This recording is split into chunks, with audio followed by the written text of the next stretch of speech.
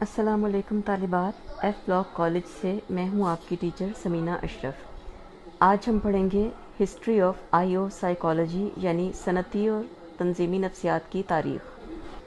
صنعتی اور تنظیمی نفسیات کی بنیاد جن ماہرین کی خدمات پر رکھی گئی ان میں سب سے پہلے برائن کا نام آتا ہے، جسے آئی او سائیکالوجی کا پریکرسر سمجھا جاتا ہے۔ اس نے 1897 میں ایک پیپر پبلش کروایا جو اس موضوع پر تھا کہ ٹیلی گرافرز یعنی جو ٹیلی گراف بھیجنے والے ملازمین ہوتے ہیں ان میں سکلز یعنی اس ہنر کی ڈیولپمنٹ کس طریقے سے ہوتی ہے۔ اس کے بعد فرینک اور لیلین گلبرت، یہ دونوں ہسبینڈ اور وائف تھے۔ انہوں نے مل کر بہت ساری ایسی تحقیقات کیں جن میں انہوں نے یہ دیکھا کہ پروڈکٹیوٹی یعنی پیداواریت جو ہے یہ کس طریقے سے بڑھائی جا سکتی ہے اور ایفیشنسی یعنی استعداد کار کس طرح بڑھائی جا سکتی ہے۔ انہوں نے جو تحقیقات کی انہیں ٹائم اینڈ موشن سٹڈیز کہا جاتا ہے۔ لیلین گلبرت جو تھی اس نے صنعتی نفسیات میں سب سے پہلے ہسٹری کا سب سے پہلے پی ایچ ڈی جو تھا صنعتی نفسیات میں وہ اس نے کیا تھا۔ اس کے بعد اسکاٹ نے 1903 میں ایک کتاب لکھی جس کا نام تھا دا تھیوری آف ایڈورٹائزنگ۔ پھر 1908 میں اس نے کتاب لکھی the psychology of advertising. Scott نے عملے کے انتخاب یعنی پرسنل سلیکشن کے بارے میں تحقیقات بھی کی۔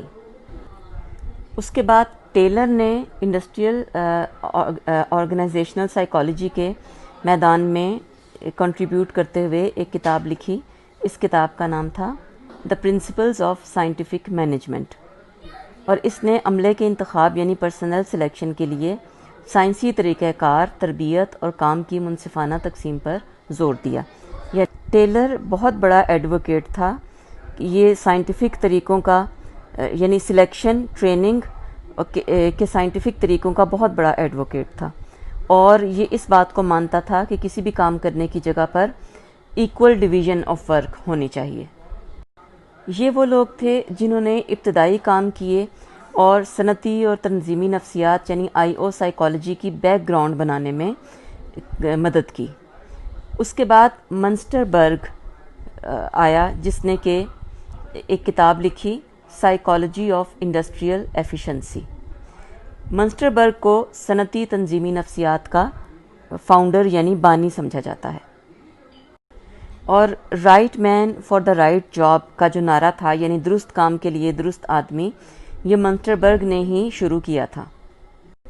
منسٹر برگ نے یہ تحقیق بھی کی کہ تھکان یعنی فٹیگ کے اثرات جو ہیں وہ انسان کی کارکردگی کے اوپر کیا ہوتے ہیں۔ اس نے ایک بڑا مشہور تجربہ کیا جس میں کہ ٹرالی آپریٹر جو کے کام کے اوپر اس نے تجربہ کیا، اور اس تجربے کی خاصیت یہ تھی کہ اس نے لیبارٹری یعنی تجربہ گاہ میں بالکل اصلی سچویشن کی طرح اس نے سچویشن تجربہ گاہ میں بنائی، یعنی جس طرح جو ریلوے کی جو ٹرالی ہوتی ہے اس کو جو آپریٹ کرنے والے لوگ ہوتے ہیں، اس نے ایگزیکٹلی اسی طرح کی ریلوے لائن اور ٹرالی اور سارا کچھ جو تھا یہ تجربہ گاہ کے اندر بنائی، اور وہ مختلف قسم کے حالات اور واقعات کو چینج کر کے یہ دیکھتا تھا کہ کام کرنے والے کی جو ایفیشنسی ہے اس کے اوپر کیا فرق پڑتا ہے۔ اس کے بعد پہلی جنگ عظیم ہوئی، اور اس پہلی جنگ عظیم کے اثرات نفسیات کی بہت ساری شاخوں کے اوپر مرتب ہوئے۔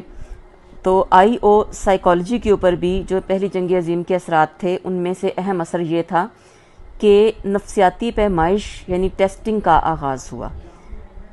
آرمی الفا اور آرمی بیٹا ذہانت کے دو ٹیسٹ تھے جو کہ جنگ کے لیے سولجرز اور آفیسرز کی بھرتی کے لیے سلیکشن کی خاطر سلیکشن کے مقصد سے یہ بنائے گئے تھے۔ ان ٹیسٹوں کا یہ فائدہ ہوا کہ یہ ذہانت کے ٹیسٹ تھے، اور آرمی کی سلیکشن کے علاوہ دوسرے میدانوں میں بھی ذہانت کی ٹیسٹنگ کے لیے ان ٹیسٹوں کو استعمال کیا جانے لگا۔ مثلاً انڈسٹریل فیلڈ میں بہت سارے ماہرین نفسیات نے یہ سوچا کہ right man for the right job کی تلاش کے لیے اگر کسی فرد کی اگر کوئی ایسا کام ہو کہ جس میں ذہانت کی ضرورت ہو تو اس میں ذہانت کو میجر کرنے کے لیے آرمی الفا اور آرمی بیٹا استعمال کیا جا سکتا ہے۔ اس کے علاوہ ان دو ٹیسٹوں کا یہ فائدہ ہوا کہ ان کے بعد ٹیسٹنگ موومنٹ سٹارٹ ہوئی، اور جن لوگوں نے یہ ٹیسٹ بنائے ان کے نقش قدم پر چلتے ہوئے دوسرے ماہرین نفسیات نے بھی بہت سے ٹیسٹ بنائے جو تقریباً ہر فیلڈ میں بنائے گئے تھے، مثلاً ذہانت، خصوصی رجحان، دلچسپیوں اور شخصیت وغیرہ کے ٹیسٹ۔ ذہانت یعنی انٹیلیجنس کے اور بھی کئی قسم کے ٹیسٹ بنائے گئے۔ خصوصی رجحان یعنی ایپٹیچیوڈ، جو کہ کسی خاص میدان میں انسان کی قابلیت اور صلاحیت کی پیمائش کرتا ہے، اس کے ٹیسٹ بنائے گئے۔ اس کے بعد انٹرسٹ یا دلچسپیوں کے ٹیسٹ بنائے گئے۔ انٹرسٹ بہت ہی امپورٹنٹ ہوتا ہے کسی بھی شخص کے لیے کہ جب وہ اپنے لیے کسی پیشے کا انتخاب کرتا ہے یا جب کسی خاص پیشے کے لیے کسی مناسب شخص کا چناؤ کرنا ہوتا ہے، تو یہ دیکھنا بہت ضروری ہوتا ہے کہ کیا یہ شخص اس پیشے میں دلچسپی یا انٹرسٹ بھی رکھتا ہے یا وہ محض مجبوری کی خاطر اس پیشے کو اپنانا چاہتا ہے۔ اس قسم کے ٹیسٹوں کی وجہ سے انڈسٹریل آرگنائزیشنل سائیکالوجی کا فیلڈ مزید ڈیولپ ہوا۔ 1917 میں جرنل آف اپلائیڈ سائیکالوجی چھپنا شروع ہوا، جس میں سائیکالوجی کی مختلف اپلائیڈ یعنی اطلاقی برانچز کے متعلق تحقیقات پبلش ہوتی تھیں، اور اس میں انڈسٹریل آرگنائزیشنل سائیکالوجی کی تحقیقات بھی شائع ہوتی تھیں۔ کسی بھی ورک انوائرمنٹ میں انڈیویجول ڈفرینسز یعنی انفرادی اختلافات بہت اہم ہوتے ہیں۔ کٹیل نے انفرادی اختلافات کے اوپر سب سے پہلے کام کیا، اور خاص طور پر یہ کہ یہ کام کرنے کے حالات میں ان کی کیا اہمیت ہے۔ 1924 میں میو نامی ماہر نفسیات نے کچھ سٹڈیز کا یعنی تحقیقات کا ایک سلسلہ شروع کیا جو کہ ہاتھورن الیکٹرک کمپنی میں کیا گیا۔ ان تحقیقات میں اس نے روشنی، تنخواہ اور وقفے کا اثر دیکھا، اور اس نے دیکھا کہ ان چیزوں کا اثر کارکنوں کی استعداد کار یعنی ایفیشنسی کے اوپر کیا ہوتا ہے۔ 1945 میں APA یعنی امریکن سائیکولوجیکل ایسوسی ایشن قائم ہوئی۔ اس کا ڈویژن نمبر 14 انڈسٹریل سائیکالوجی کا ڈویژن تھا۔ اس کے بعد بہت سے کالجوں اور یونیورسٹیوں میں انڈسٹریل سائیکالوجی کے کورسز طالب علموں کے لیے شروع کیے گئے۔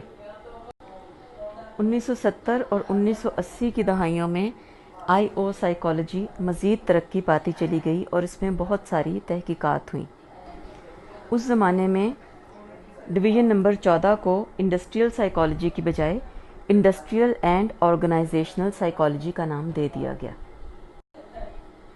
انڈسٹریل آرگنائزیشنل سائیکالوجی کے مختلف ایریاز میں تحقیقات جاری رہیں، مثلاً سلیکشن یعنی کارکنوں کا انتخاب، ٹریننگ، ایفیشنسی یعنی استعداد کار، جاب سیٹسفیکشن یعنی ملازمت کا اطمینان، مورال، سٹریس یا دباؤ کے اثرات، مارکیٹنگ یعنی مصنوعات کی فروخت کاری، مینجمنٹ یعنی ادارے کی تنظیم، ایڈورٹائزنگ یعنی اشتہار بازی وغیرہ۔